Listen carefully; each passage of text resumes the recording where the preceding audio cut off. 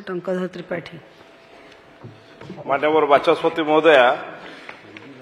गृह निर्माण एवं पौर उन्नयन संस्था द्वारा राज्यर विभिन्न पौरांचल होर्डिंग लगाइबा पई केउं सबु संस्था को केते अर्थ विनिमय अनुमति दिया जाइछि। भुवनेश्वर, कटक, ब्रह्मपुर, महानिगम समेत समस्त पौरांचल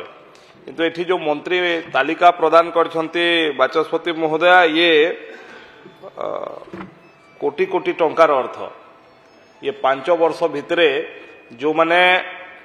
होर्डिंग लगेवा पई टेंडर सूत्र देइछंती किंतु देई नाहंती। ये गत सरकार तो करि पारले नहीं। मु आपनक जरिया रे माननीय मंत्री महोदय ठू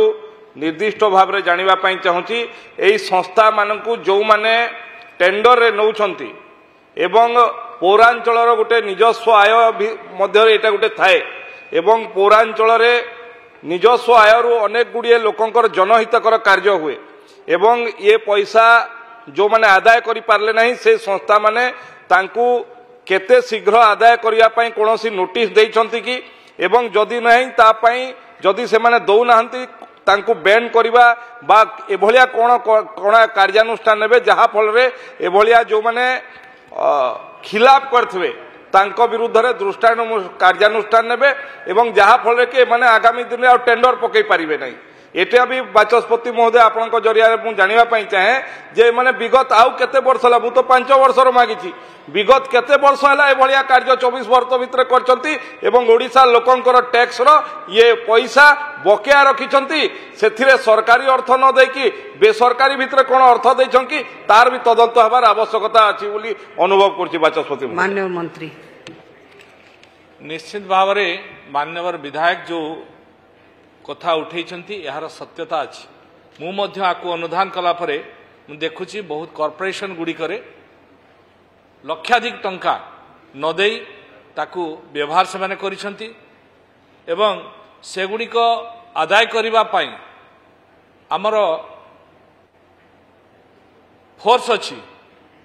स्क्वाड अछि, से स्क्वाड लगे कि मध्य से माने से होर्डिंग को उठेई पारि थांते एवं तांको उपरे विधिबद्ध कार्यानुष्ठान ग्रहण करि पारि थांते, नले ओपीडीआर रे केस मध्य करि पारि थांते। तेणु आज ये विषय को देखिला परे आमे हमर डायरेक्टर म्युनिसिपालिटी जे अछंती तांको संगे मध्य मु आज व्यक्तिगत भाव में कथा आइछि एवं तुरंत समान को नोटिस करिया पई समस्त कॉर्पोरेशन और जोठी बाकी अछि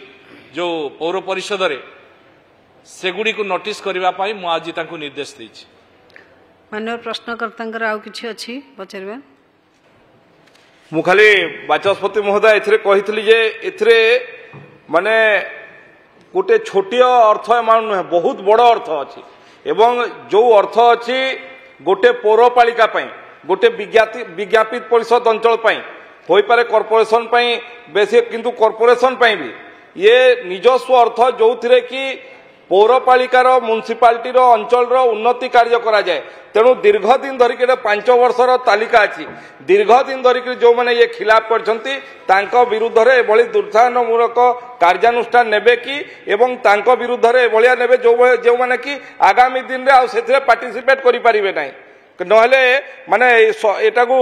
माने सुविधा आकार नै कि ताकू बारंबार करि चलछंती। तेणु मु आपनक जरिया रे मंत्री महोदय को अनुरोध करिया पई चाहे याकू दृष्टांतमूलक कार्यानुष्ठान नबा के।